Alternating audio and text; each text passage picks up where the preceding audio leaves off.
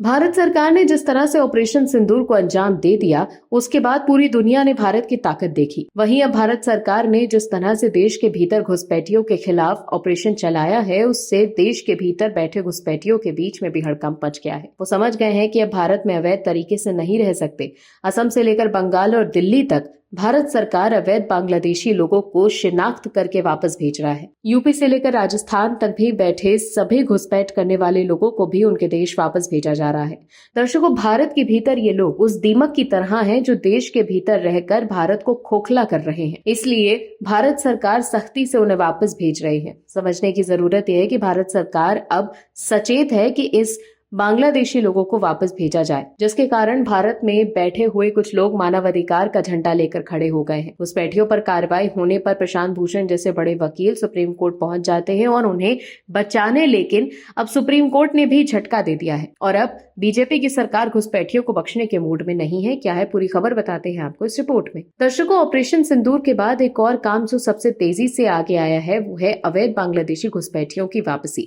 अब दिल्ली के शाहदरा जिले के सीमापुरी इलाके में दिल्ली पुलिस की फॉरेंसिक सेल और स्पेशल स्टाफ की ज्वाइंट टीम ने अवैध रूप से भारत में रह रहे 16 बांग्लादेशी नागरिकों को गिरफ्तार किया और गिरफ्तार किए गए बांग्लादेशी नागरिकों में 4 पुरुष, 5 महिलाएं और 7 बच्चे शामिल हैं। ये सभी अवैध रूप से भारतीय सेना में घुस आए थे और यहाँ पर रह रहे थे। इसके अलावा घुसपैठियों के खिलाफ इस कार्रवाई में असम शुरू से सबसे आक्रामक दिख रहा है। हालांकि संख्या के मामले में गुजरात ने बाजी मारी है। ऑपरेशन सिंदूर 7 मई को लॉन्च किया गया था। असम में इस काम में तेजी लाने के पीछे की वजह यह है कि भारतीयों के न्यायाधिकरण में इन्हें अवैध घोषित किया है। ये अभियान राष्ट्रीय स्तर पर चलाया जा रहा है, जिसमें केंद्रीय गृह मंत्रालय का सहयोग है। पहलगाम मामले के बाद इस तरह की कार्रवाई की तत्काल जरूरत महसूस की गई थी। गुजरात ने अवैध बांग्लादेशियों को वापस भेजने के लिए शुरू से ही एक बड़ा अभियान चलाया। वैसे इस कार्रवाई में दिल्ली, हरियाणा, महाराष्ट्र और राजस्थान जैसे राज्य भी शामिल हैं। सरकार का कहना है कि ये कार्रवाई राष्ट्रीय सुरक्षा के लिए बहुत जरूरी है। हालांकि कुछ लोग इसका विरोध कर रहे हैं और इसे मानवाधिकारों का उल्लंघन बता रहे हैं। महाराष्ट्र, राजस्थान, उत्तर प्रदेश और गोवा जैसे राज्यों ने भी अपनी कार्रवाई तेज की हुई है।